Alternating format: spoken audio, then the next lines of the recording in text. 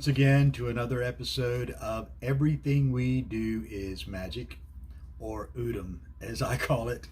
A show where we just investigate, study, look out, parse out, dig out the magic in everything. And again, when I'm talking about magic, I want to clarify, I'm talking about using your will to create the world that you desire.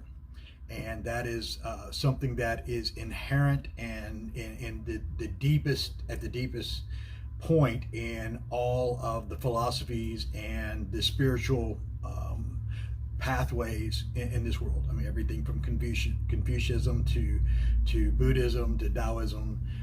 It's all about creating our reality from our true self.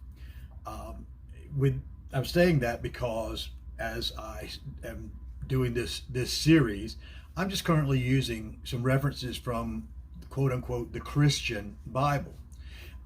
The reason I'm doing so is because I'm familiar with it. The other reason that I'm doing so is that some of you who've been caught in the trap of religion versus spirituality need to know the way out. I was one of those who was always questioning these things. Is this really what they're talking about? And looking and digging for the deeper meaning. And I believe some of you are as well. And those are the ones that I'm hoping to reach. Again, just to be perfectly clear, I'm in no way, shape, or form condoning one religious pathway over another. As a chaos mage, my whole philosophy is whatever works for you, works for you. But as long as it's working for you and not for the authorities, because that's the issue here is in promoting a religion over a spiritual pathway. Religions seek to control. Religions seek to manipulate. The religions of this world, the organized religions, as well as a religion of the state, the religion of government, they have things in common. They're cultish in their attempts. One is the blind adherence to their rules, and secondly is the idea that theirs is the only way. Coming up from a Christian background, I could understand, the Baptists at one time thought all the Methodists were going to hell because they didn't dunk the people in baptism, and the Methodists thought all the Baptists were going to hell because they did dunk them, and things that have nothing whatsoever to do with spirituality and with us becoming the divine creations that we truly are, and us recognizing that divinity within us.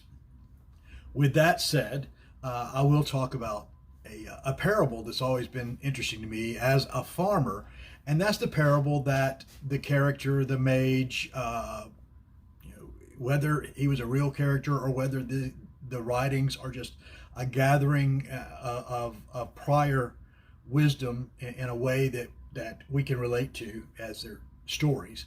But of the parable of the seed and the sower. It's kind of interesting because as I was contemplating on what I would do the program on today, I had been listening to Abraham Hicks, and Abraham Hicks was in one of their teachings was talking basically on this same concept of how do we manifest, and I believe that's what the character, the mage, whatever he is in your mind and in your reality of Jesus was talking about. He took his disciples, his learners, his followers out on a lake, and he talked about the seed and the sower. He says a farmer went and he sowed some seed, and some fell along a path, the birds ate it up, and some fell in the rocky places, and it didn't have much soil. It sprang up quick, and then the sun kind of scorched it and burned it. But the other seed fell among the weeds and thistles and was choked out. But some seed fell on good ground and sprang up. Now, as a farmer, you understand all of that. As a farmer, I understand all that.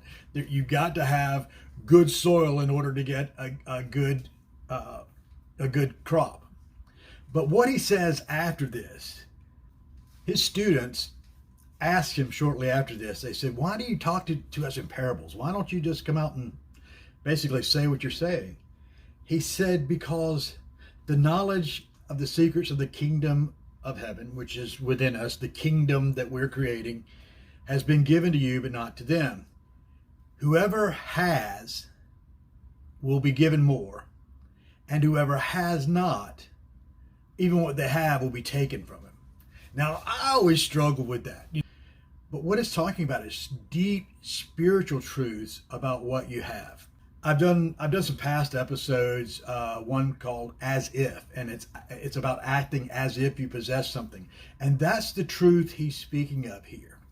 That when you begin to move in the energy realm of possessing the thing, that's when you truly become the fertile ground. Now, going back to the parable and look at it, and he says, that some came up on the path. Well, a lot of our ideas and desires simply run on the path of everyone else's ideas and desires. Well, everyone else wants that, so I must want that. And then when we don't get a manifestation from that desire, we wonder why. Well, it's probably because it wasn't your desire.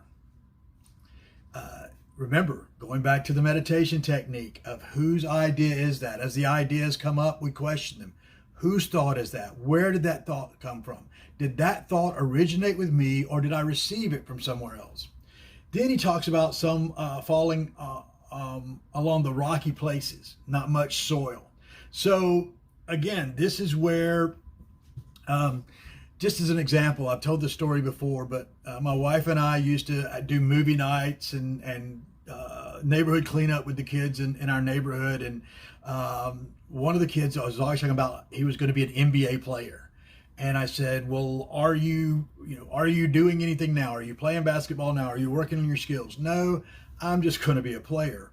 Well, what he's done again is that's not a desire of his heart. That's not a true desire, because if it was, you act on it. So what happens is we run around putting, again, our intention in all these shallow desires simply because we think that's what's expected of us or desired of us. We think we would make someone else happy. Again, it's outside ideas. Again, it's that Adam looking outside of himself towards his ego to gain self-acknowledgement, to be affirmed and confirmed by the thoughts and ideas of others.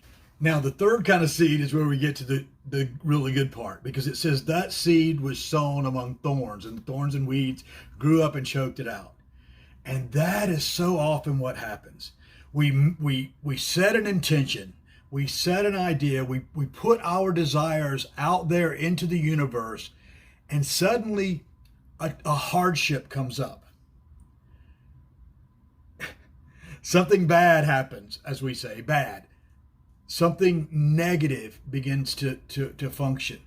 And we think, oh my God, it's not for me. Or I should say, oh my me, it's not for me. Those of you who watch my programs will understand. But it's not a punishment. It's not a deterrent. Marcus Aurelius said, I'm trying to remember exactly, but to paraphrase, the impediment to the pathway is the way. The impediment to an objective is the exact way we should go. That when we're facing the most resistance is where we should press the hardest, because in that resistance, what it's doing is basically sifting and winnowing us to decide to help us see what is real and true. Because if you won't stick through it in the hard stuff, you'll easily, you won't hold on to it. And going through those trials, those troubles, the weeding out makes you appreciate so much more the fruits that come. And that's the fourth type of soil he talks about. Those were the ones who receive the seed and accept the seed and nurture the seed all within. Now, seed is a key component of this. I grow microgreens, and interesting enough, there is enough nutrition in every seed for that plant to begin its early stages of life, even to produce what they call the first leaf, and then into true leaves. You can grow it in nothing but water, but all of the nutrients are necessary. Everything necessary to form an entire oak tree is in one little seed. Everything necessary. So when you're allowing that seed of your intention to be sown into your heart, into a place of where you're sure that it's not someone else's idea, you're not just walking down a beaten path, that you're sure that it's not something that it's a shallow desire, that it's a truly deep and meaningful, purposeful, your pathway desire, and you're not deterred by the troubles and hardships that will inevitably come. And a lot of that is simply because, and I want to go back to the hardships, is because you're focused on this. So now everything that appears to be opposite of it is appears to be a sign that you is intensified. It's magnified because of your focus. But when that seed is sown into a place where and in the darkness, in your deep darkness, that seed is sown. Again, going back to the microgreens, part of the process of the microgreens is in the first few days, there's to be no light on those microgreens. That everything that's going on is going on with the water and the soil and the darkness. So as you go forth in your day today with your intentions and seeking to manifest, understand that there's first going to be that place of darkness where you don't see anything going on. But when you continue to hold on to that seed, and you continue to in the case of the microgreens, again, spritz water upon the surface of the soil, and waiting and waiting and waiting, and then you see that first sprout. No, it's a beautiful sight to see those first sprouts, but the sprout is not the manifestation, and so you can't stop there. So you continue, and you continue with the concept, with the mental picture of the finished plant in your mind. And so it is to manifest any of your desires. You continue with that picture of the completed desire, the fulfilled desire, with all of the emotions that come with that. And you began to act with that emotion of the emotions of already having. You begin to act with the emotions of already possessing. You begin to act in the emotions of already owning whatever the thing is you wish to manifest. Then all of those things necessary are drawn to you, because your dream, your intention, your goal, your manifestation begins to take on a life of its own, and it begins to draw nutrients from the soil that's around it. It begins to draw nutrients from the rain that falls. It begins to draw nutrients from those things that are discarded. Compost is discarded. It begins to draw nutrients from all of those things to become a fully ripened and fully grown plant, so that the harvest is far greater than the little seed that you planted. May you manifest all that you desire today by believing and acting as if you already have it. Namaste.